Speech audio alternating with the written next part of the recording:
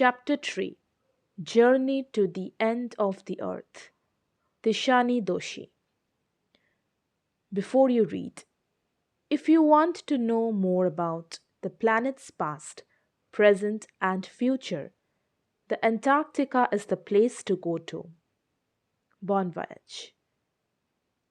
Early this year, I found myself aboard a Russian research vessel, the academic Shukalsky, heading towards the coldest, driest, windiest continent in the world, Antarctica. My journey began 13.9 degrees north of the equator in Madras and involved crossing 9 time zones, 6 checkpoints, 3 bodies of water, and at least as many ecospheres. By the time I actually set foot on the Antarctic continent, I had been traveling over 100 hours in combination of a car, an aeroplane, and a ship. So my first emotion on facing Antarctica's expansive white landscape and uninterrupted blue horizon was relief, followed up with an immediate and profound wonder.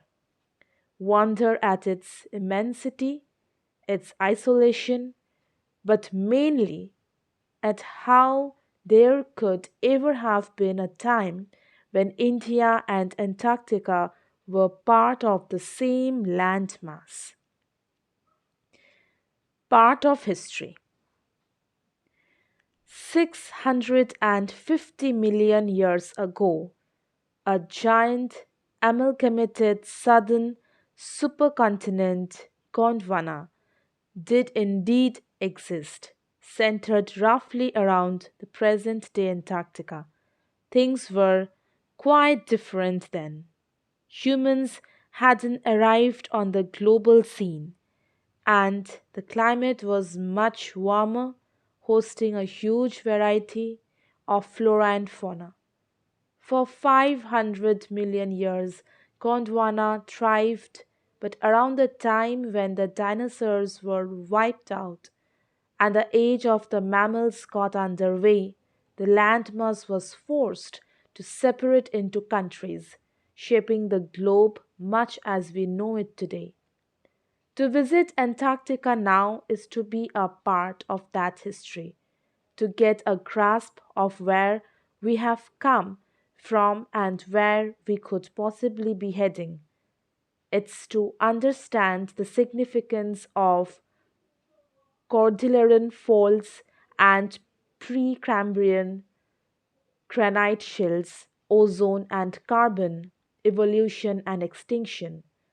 When you think about all that can happen in a million years, it can get pretty mind boggling. Imagine India pushing northwards, jamming against Asia to buckle its crust and form the Himalayas, South America drifting off to join North America, opening up the Drake Passage to create a cold circumpolar current, keeping Antarctica frigid, desolate, and at the bottom of the world.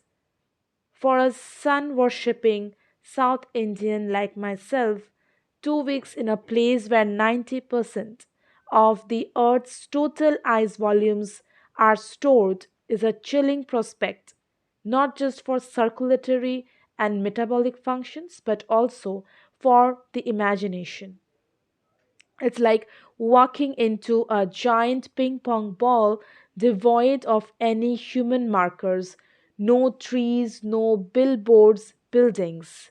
You lose all earthly sense of perspective and time here. The visual scale ranges from the microscopic to the mighty, midges and mites to blue whales and icebergs as big as countries. The largest recorded was the size of Belgium. Days go on, and on in surreal 24-hour austral summer light and a ubiquitous silence interrupted only by the occasional avalanche or calving ice sheet consecrates the place. It's an immersion that will force you to place yourself in the context of the Earth's geological history. And for humans, the prognosis isn't good. Human impact. Human civilization have been around for a paltry 12,000 years, barely a few seconds on the geological clock. In that short amount of time, we have managed to create quite a ruckus, etching our dominance over nature with our villages, towns, cities, megacities.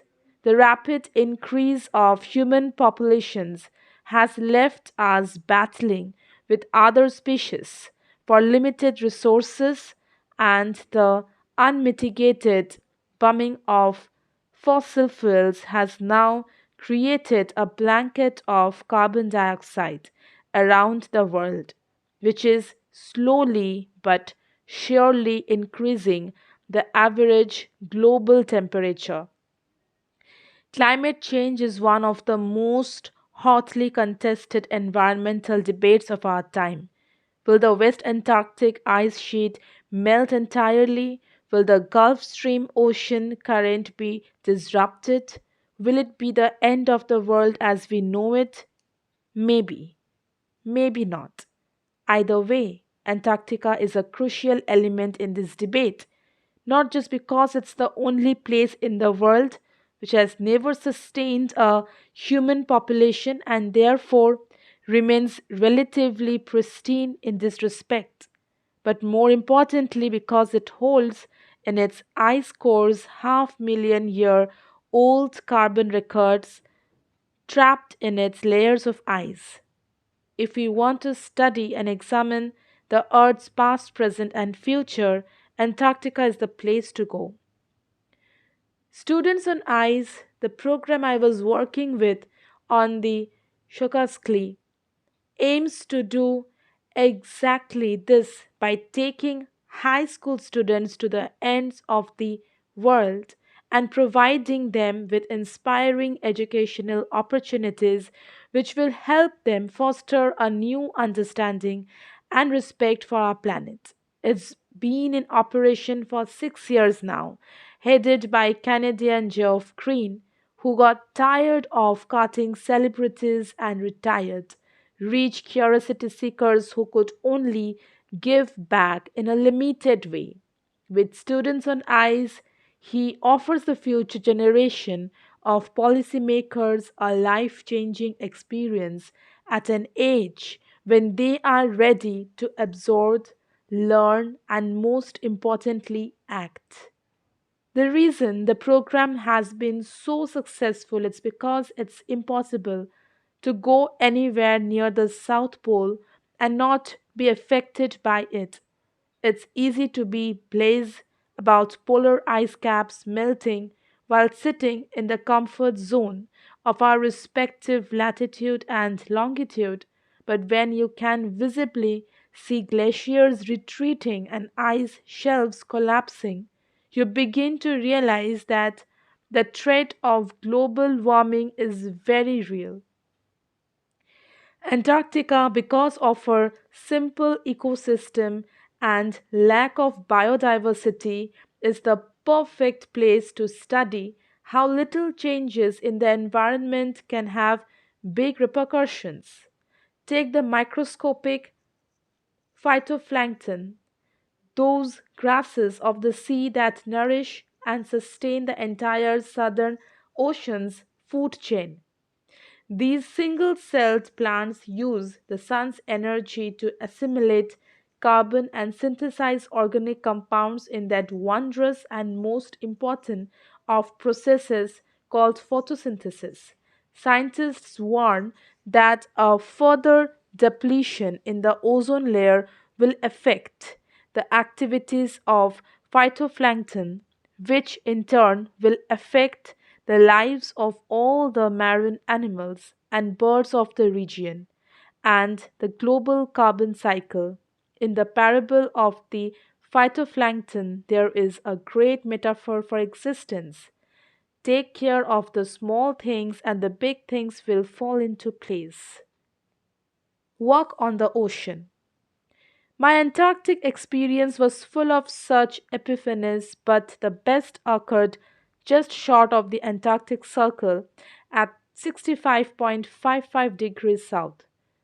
The Shokotske had managed to wedge herself into a thick white scratch of ice between the peninsula and Tadpole Island, which was preventing us from going any further. The captain decided we were going to turn around and head back north. But before we did, we were all instructed to climb down the gangplank and work on the ocean. So there we were, all 52 of us, kitted out in Gore-Tex and glares, walking on a stark whiteness that seemed to spread out forever. Underneath our feet was a meter thick ice pack, and underneath that, 180 meters of living, breathing salt water. In the periphery, crater sills were stretching and sunning themselves on ice floes, much like stray dogs will do under the shade of a banyan tree. It was nothing short of a revelation. Everything does indeed connect. Nine time zones, six checkpoints, three bodies of water, and many ecospheres later. I was still wondering about the beauty of balance in play on our planet.